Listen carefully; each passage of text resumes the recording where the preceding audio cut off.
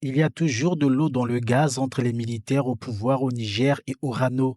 L'entreprise française spécialiste de l'uranium affirme avoir perdu le contrôle de la Société des mines de l'Aïr, sa filiale au Niger. La Somaïr serait sous la coupe des autorités nigériennes.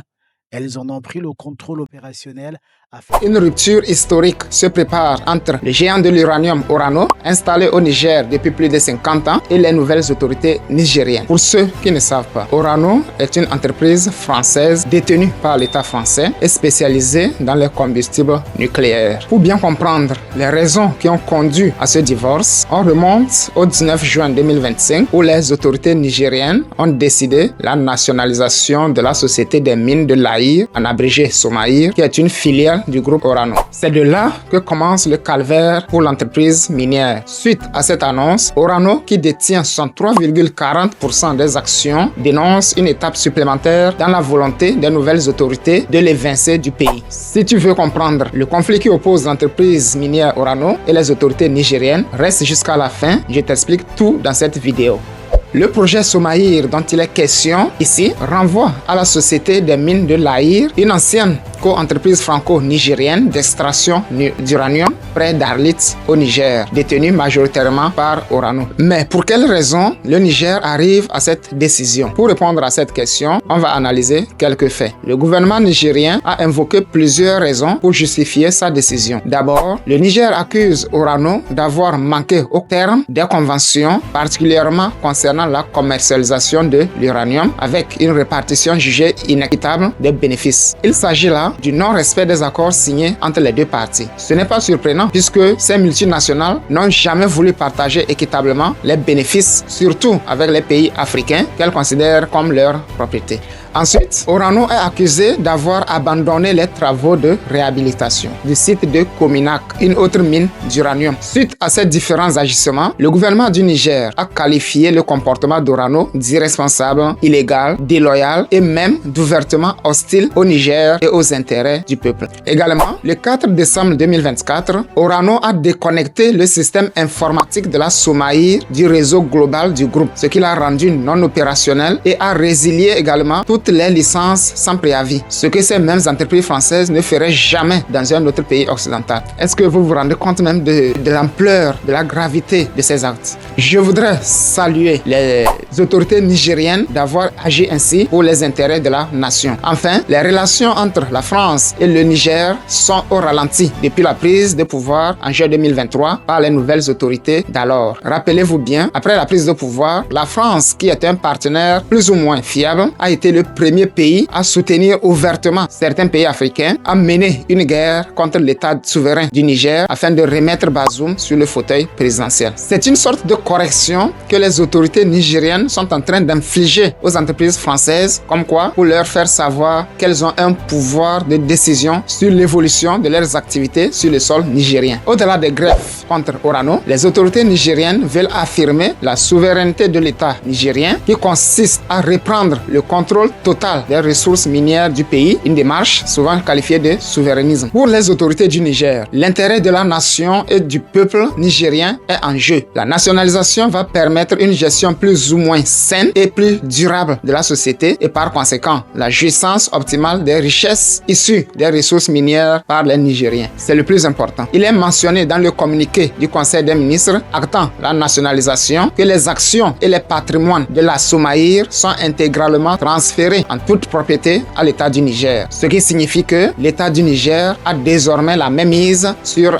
l'entreprise en question. Voilà des dirigeants qui se soucient de l'avenir du peuple. Les ressources du pays doivent profiter aux populations urbaines comme rurales et voilà un exemple à suivre si nous voulons maintenir l'équilibre dans nos pays. Face à cette décision des autorités nigériennes, le géant français de l'uranium, présent dans le pays depuis 1971, soit plus d'un demi-siècle, dit s'élever contre la politique de spoliation des actifs miniers en violation des accords liant le groupe à l'État du Niger. L'État français parle de spoliation des actifs parce qu'il pense avoir été dépossédé de ses biens injustement par une décision arbitraire. Ce qui n'est pas le cas. Orano indique qu'elle entend réclamer la compensation de l'ensemble de son préjudice et faire valoir ses droits sur le stock correspondant aux productions production de la Somaïr à date. À ce jour, plus de 1300 tonnes d'uranium dont la valeur est estimée à 250 millions d'euros sont toujours conservées sur le site de la Somaïr. Le groupe Orano a en effet engagé 2 procédures auprès du Centre international pour le règlement des différends relatifs aux investissements, le CIRDI, pour défendre ses droits. Une procédure pour le retrait du permis d'exploitation du gisement d'uranium du Mouraren le 24 juin 2024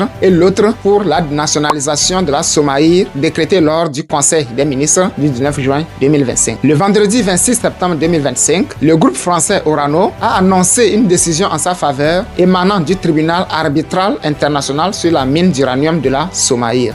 Le tribunal en question a enjoint à l'État du Niger de ne pas vendre, ni céder, ni même faciliter le transfert à des tiers de l'uranium produit par la Somaïr. Mais le président de la République souveraine du Niger, dans le cadre d'une tournée nationale, a répliqué de manière vigoureuse à la CIRDI en disant « Nous avons repris notre uranium et l'avons restitué à la nation. Il appartient désormais au peuple nigérien. Cette richesse est la nôtre, pas celle de quelqu'un d'autre. Donc, nous ne demandons l'autorisation de personne pour la vendre. » Le tribunal en question a été constitué sous l'égide du Centre international pour le règlement des différends relatifs aux investissements, qui est une organisation de la Banque mondiale basée à Washington, aux États-Unis d'Amérique. Pour faire simple, le Niger, un État indépendant et souverain, décide désormais de contrôler ses mines d'uranium et ça dérange la France, qui est jusque-là un simple partenaire commercial. Enfin, je ne comprends pas. Qu'est-ce qui n'a pas marché? Bref, c'est tout le problème qui est là. Suite à la nationalisation du projet Somaïr, les relations entre la France et le Niger ont pris un coup. De facto, cette décision a entraîné la rupture des liens entre Paris et Niamey, symbolisée par l'absence d'un ambassadeur à Niamey et des accusations mutuelles de déstabilisation. Mais pour les autorités nigériennes, c'est le moment de se tourner vers de nouveaux partenaires, notamment la Russie, pour des projets nucléaires. Et il faut reconnaître que ce partenariat avec la Russie met mal à l'aise la France, qui considère la Russie comme un pays ennemi et un pays qui obstrue les intérêts français en Afrique.